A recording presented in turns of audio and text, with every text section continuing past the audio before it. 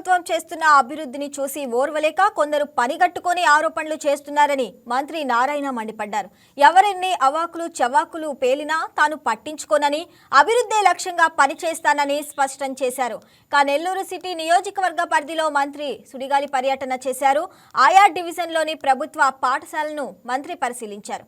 ఆయా ప్రభుత్వ పాఠశాలలో చేపట్టవలసిన అభివృద్ధి గురించి అధికారులతో చర్చించారు. ఎక్కడా కూడా రాజీ పడకుండా నిరుపేద విద్యార్థులకు ఉన్నతమైన విద్యను అందించేందుకు ప్రభుత్వ పాఠశాలను రూపురేఖలు మార్చాలంటూ మంత్రి నారాయణ అధికారులను ఆదేశించారు.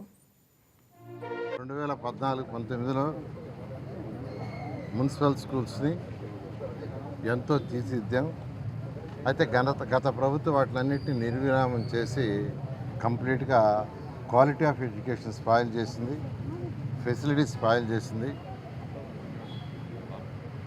కొన్ని స్కూల్స్ మూసేశారు. ఉదాహరణకు నేను చదివిన విఆర్ హై స్కూల్ మూసేశారు. 6 నుంచి 10 చదివిన విఆర్ హై స్కూల్.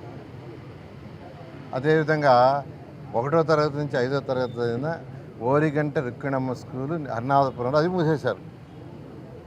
దానికైతే నేను ఉద్యోగంలో చేరంగానే 25 లక్షలు డొనేషన్ ఇచ్చి చక్కటి బిల్డింగ్ కట్టించాను. దాన్ని మూసేశారు.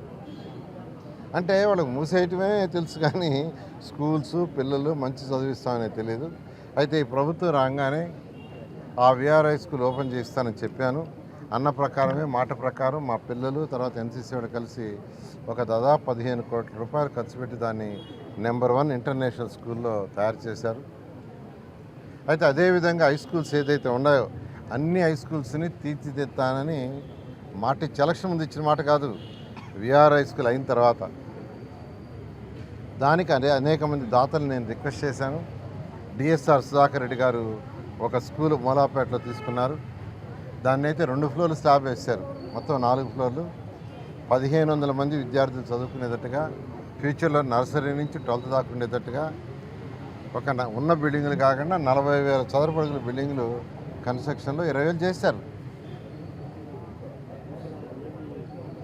అక్కడ చక్కటి ప్లే గ్రౌండ్ కూడా చేస్తున్నారు. పోటీలు చేయమన్నాను. నేను విఆర్ హై స్కూల్ చేయించిన దానికంటే ఇంకా బాగా చేయించండి అని రిక్వెస్ట్ చేశాను. ఇట్ ఈజ్ ఎ రిక్వెస్ట్, వాళ్ళు చేస్తున్నారు. అదేవిధంగా వేమిరెడ్డి ప్రభాకర్ రెడ్డి గారు కూడా ఆర్ఎస్ఎస్ స్కూల్ తీసుకొని అదైతే ఒక బ్లాక్ ఆయన కంప్లీట్ చేశారు. వారికి కూడా ధన్యవాదాలు. 2వ బ్లాక్ టేకప్ చేశారు. అదేవిధంగా ఈ మోడల్ స్కూల్ దీన్ని గుంటబడి బాగా పాపులరు. ఈ స్కూల్ ఇప్పుడే బీదా మస్తాన్ రావు గారు ఎంపీ రాజ్యసభ సభ్యులు వారిని యాక్చువల్గా దీన్ని చేయమని ఇప్పుడు ఒప్పుకున్నారు. వారు విదేశాల్లో ఉన్నారు. ఫోన్ చేసి మాట్లాడాను ఇక్కడి నుంచే. ఈ స్కూల్ టేకప్ చేస్తానన్నారు. ఈ స్కూల్ను కూడా రేపు జనవరి కల్లా ఒక ఫేజ్డ్ మేనర్లో చేస్తాం. ఎందుకంటే ఇది చేయాలన్నా